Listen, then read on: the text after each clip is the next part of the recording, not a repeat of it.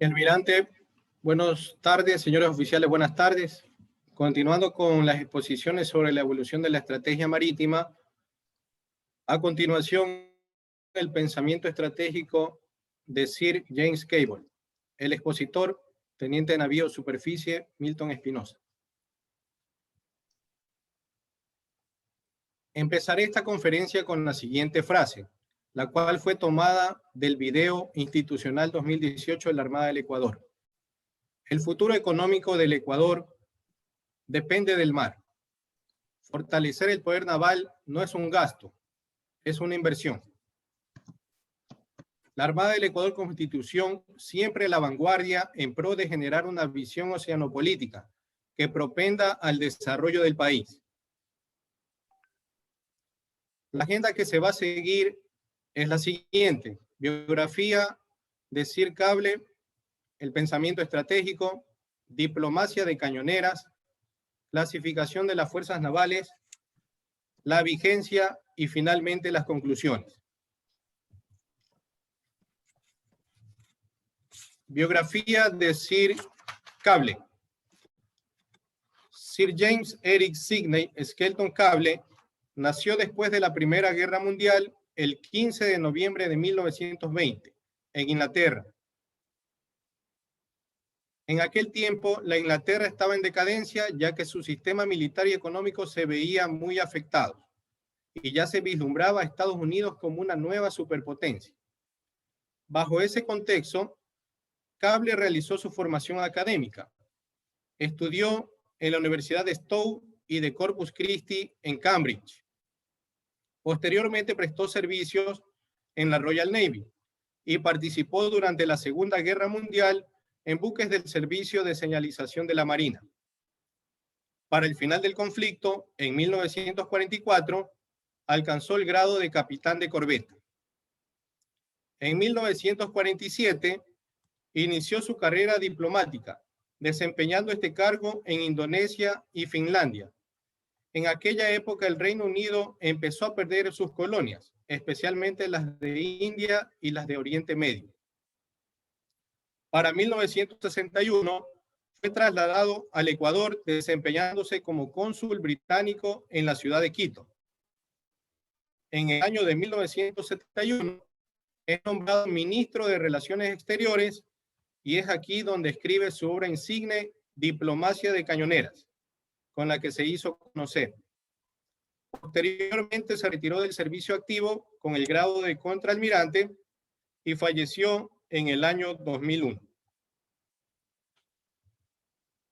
Entre sus principales obras se destacan La diplomacia en el mar, El futuro naval de la Gran Bretaña, El empleo político de las fuerzas navales limitadas, La diplomacia de cañoneras, entre otras. Por sus aportes a la estrategia y a la diplomacia, en el año de 1976 fue elevado al título de Sir. Su pensamiento estratégico.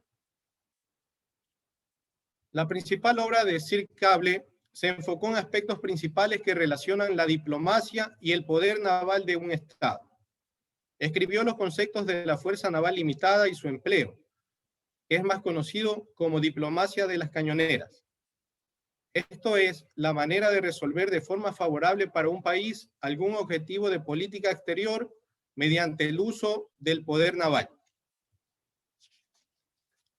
Respecto al uso de la Fuerza Naval Limitada, Sir Cable, por su condición de diplomático y también como oficial de la Marina, direccionó sus estudios en la manera de cómo utilizar a las fuerzas navales para el alcance de los objetivos políticos o la consecución de ventajas políticas para un Estado sin tener que llegar a la guerra.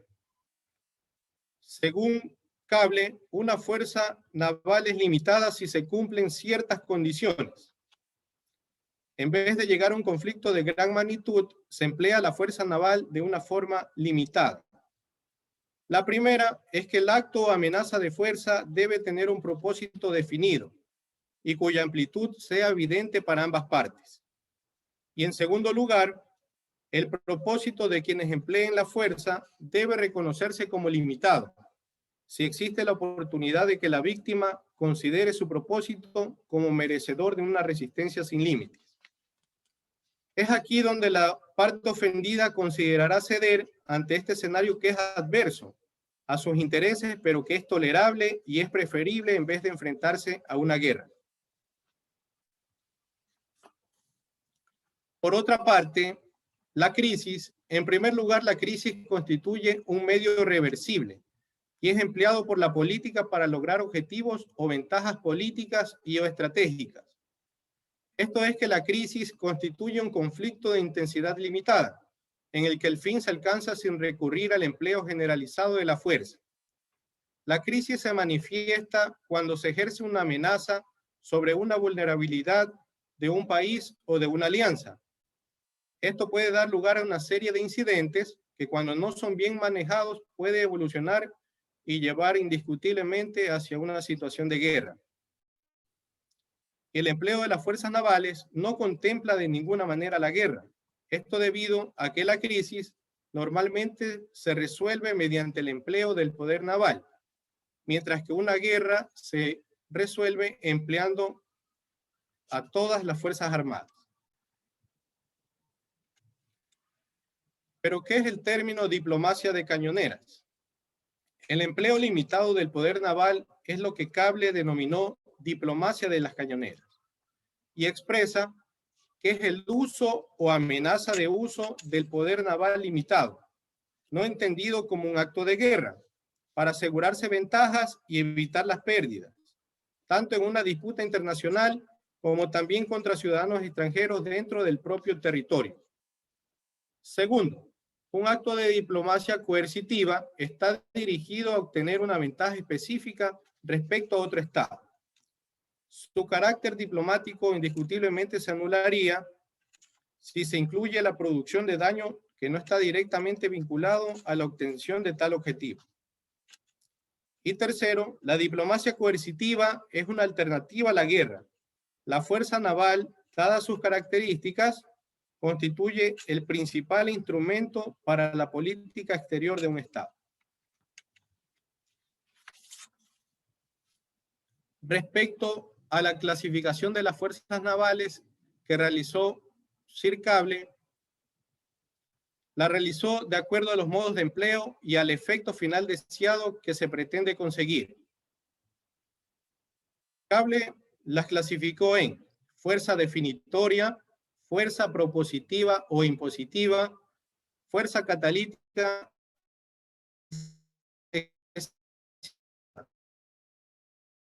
A continuación vamos a ver unos ejemplos, los cuales nos permitirán entender mejor estos conceptos.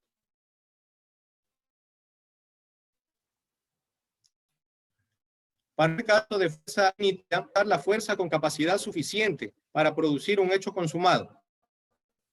En este caso, el adversario no se opondrá ante el temor de llegar al extremo de una guerra. Un ejemplo de aplicación definitoria es el caso Cerruti, que enfrentó a Italia contra Colombia. En este sentido, un ciudadano italiano de nombre Ernesto Cerruti emigró a Colombia, donde hizo gran fortuna y prosperidad. En el año de 1885, un batallón del ejército se sublevó en Colombia y recibió el apoyo del mencionado señor Cerruti, quien los albergó en su finca. El gobierno colombiano allanó esta finca y encontró armamento y lo declaró partícipe de la revolución, por lo cual dispuso la expropiación de todos sus bienes. Este ciudadano expuso su queja y el ministro de Relaciones Exteriores de Italia protestó, ante lo cual se interpuso un laudo arbitral. Colombia perdió ese laudo y fue condenado a pagar por daños y perjuicios 60.000 libras esterlinas. Habían ya pasado 13 años. Colombia no había cumplido con ese pago, por lo que en 1898 llegaron 4 buques de guerra italianos a Cartagena de Indias, al mando del almirante Candiani. Este redactó una carta de extorsión donde le dio 20 días al gobierno colombiano para solucionar el caso y pagar la deuda. Como resultado de esta escaramuza, el gobierno colombiano tuvo que pagar las 60.000 libras esterlinas al señor Cerruti. Para el caso número 2 de una fuerza propositiva o impositiva, la cual se caracteriza por el empleo de la fuerza naval limitada con el objeto de cambiar las intenciones de la política o la conducta de algún gobierno extranjero. Un ejemplo de este tipo ocurrió entre septiembre a noviembre de 1922 entre el Reino Unido y Turquía. Este hecho se dio cuando la flota británica fue enviada a los estrechos de Bósforo y al estrecho de Dardanelos luego de la victoria turca contra los griegos. La sola presencia de esta gran flota evitó que Turquía continuara con la campaña bélica hacia el interior de Europa. Para el caso número 3 de una fuerza catalítica, la cual es una fuerza que con su presencia y actuación puede influir en el desarrollo de la situación, en apoyo del logro de determinados objetivos definidos. Un ejemplo de empleo de esta fuerza catalítica es el caso de la lucha por la separación de independencia de Panamá de Colombia, con el apoyo de los Estados Unidos en Norteamérica. En 1901, el presidente estadounidense Theodore Roosevelt pronunció en un discurso sobre política exterior en Minnesota la memorable frase: habla suavemente y lleva un gran garrote. Hasta el año de 1903, los Estados Unidos habían apoyado de manera significativa a Colombia. Pero en este año habían fracasado todos los intentos para obtener una autorización para la construcción de lo que hoy es el Canal de Panamá. A consecuencia de esto, el presidente Roosevelt envió varios buques de guerra que fondearon frente a Colón y frente a Ciudad de Panamá. Con ello, Estados Unidos apoyó a la Revolución por Independencia de Panamá, la cual finalmente ocurrió el 2 de noviembre de 1903. Finalmente, con el nuevo Estado constituido de Panamá, los Estados Unidos lograron la concesión para construir el canal y fueron operarios por más de un siglo. Para el caso número 4 de una fuerza expresiva, la cual es la fuerza empleada en apoyo de la política exterior con el propósito de reforzar actitudes y prestar verosimilitud a declaraciones que de otra forma serían poco convincentes. Un ejemplo de este tipo de flota es lo que hizo Estados Unidos cuando la denominada Gran Flota Blanca circunnavegó la Tierra entre 1907 y 1909. A través de esta gran hazaña, el presidente Roosevelt pudo demostrar el gran potencial militar que tienen los Estados Unidos, especialmente su gran capacidad social. Los buques de guerra como instrumentos principales de la diplomacia. Aquí vale la pena mencionar la frase de Oliver Cromwell: un buque de guerra es el mejor de los embajadores. Esto al definir las ventajas que tienen los buques derivadas de sus características, como son esto es que las unidades navales solas o en grupo pueden lidiar, dada su facilidad de desplazamiento para hacer frente a diferentes situaciones. Social de accesibilidad, dada su flexibilidad para acceder a diferentes escenarios. Autonomía de las unidades. El simbolismo.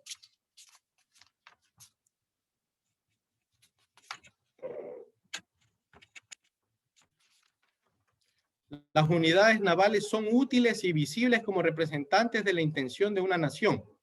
La capacidad de proyección. Las unidades navales son eficaces transportadores con gran apoyo de fuego.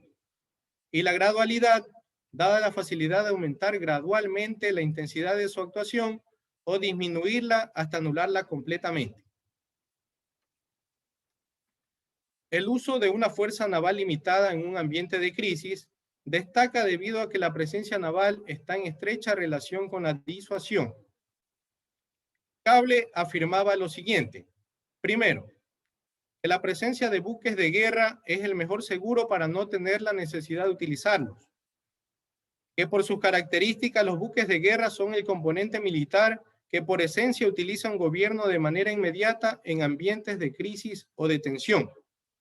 Las unidades navales tienen gran capacidad de disuasión y dentro de sus características, la gradualidad constituye un concepto interesante, ya que a través de esta, un buque o una fuerza naval limitada puede aumentar la intensidad de su actuación o de reducirla hasta quedar totalmente anulada.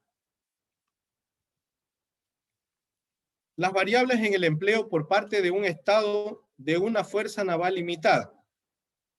Para que un Estado decida presionar a otra nación o un grupo en particular, debe tener en cuenta algunas variables y aspectos que pueden afectar el resultado final perseguido. Estos aspectos, entre otros, son los aspectos históricos. Se debe tener en cuenta los antecedentes históricos de un Estado para determinar su respuesta y habilidad de resistencia ante la presión, de tal forma de establecer si se utilizan medios más vigorosos que la diplomacia, pero menos violentos que la guerra. Tecnológicos. La amenaza del uso de una fuerza naval debe estar soportada con una tecnología adecuada, que asegure un severo daño al adversario. Aspectos políticos. El gobierno que está siendo sometida a la presión de una fuerza naval enfrenta una variedad de opciones, que van desde el incremento en el gasto militar para la defensa hasta el uso de la propia fuerza naval. Este gobierno se encuentra entre el rendirse y resistir, y bajo estas condiciones simplemente se supedita a su carácter ya sea autocrático, democrático o nacionalista. En cuanto a la reversión, actualmente hay varios factores que van en contraposición de quien hace uso de una fuerza naval limitada, debido a la vulnerabilidad de los buques ante un posible contraataque. Si se emplea una fuerza naval limitada, se puede ser atacado y con esto se podría anular la ventaja obtenida, lo que provocaría una escalada de la crisis e indudablemente llevaría hacia una guerra. La vigencia del pensamiento. En cuanto a las capacidades navales y doctrina, Sir Cable hace referencia al tipo de medios que deben de ser utilizados, de acuerdo a cada situación.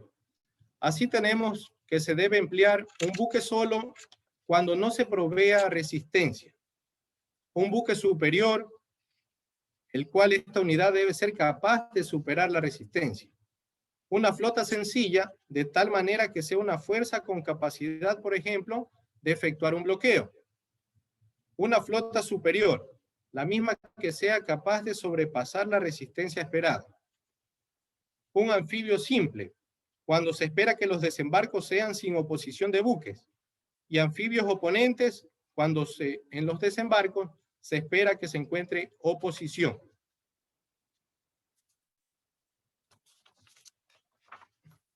A continuación, una reflexión de lo que significa el empleo de una fuerza naval limitada o de diplomacia de cañoneros. En la nómina podemos observar a grandes potencias, como Estados Unidos y Rusia, con 90.000 toneladas de diplomacia y 67.500 toneladas de diplomacia respectivamente. Pero ¿cómo es que Rusia puede emplear ese poder naval? Actualmente hay una gran tensión entre Rusia y Ucrania, debido a que ambos países emplean movimientos de fuerzas militares. Hace poco Rusia desplegó su flota y realizó el cierre de algunos sectores en el Mar Negro, argumentando la realización de ejercicios militares. Esto se define como el claro empleo del concepto de diplomacia de cañoneras, debido a que la flota naval rusa disuade a Ucrania para evitar una posible declaración de guerra y al mismo tiempo envía un mensaje con sus imponentes buques hacia el poder naval de los Estados Unidos y de la Organización del Tratado del Atlántico Norte, a quienes ha denominado como instigadores. Por otra parte, para el caso de una armada pequeña como la nuestra, con 600 toneladas de diplomacia, constituye algo importante la recuperación del poder naval, la cual permitirá contar con una fuerza naval disuasiva preparada y lista para enfrentar posibles amenazas dentro de la región y con capacidad también de enfrentar otro tipo de amenazas en la protección de los intereses marítimos del Estado ecuatoriano. Finalmente, las conclusiones. Los buques de guerra, por sus características básicas, poseen ventajas que los hacen instrumentos muy útiles en la diplomacia. El pensamiento estratégico de Sir Cable sobre el empleo de las fuerzas navales facilita la consecución de los objetivos políticos o ventajas políticas para un Estado sin tener que llegar a una guerra. Esta ha sido la presentación. Muchas gracias por su atención.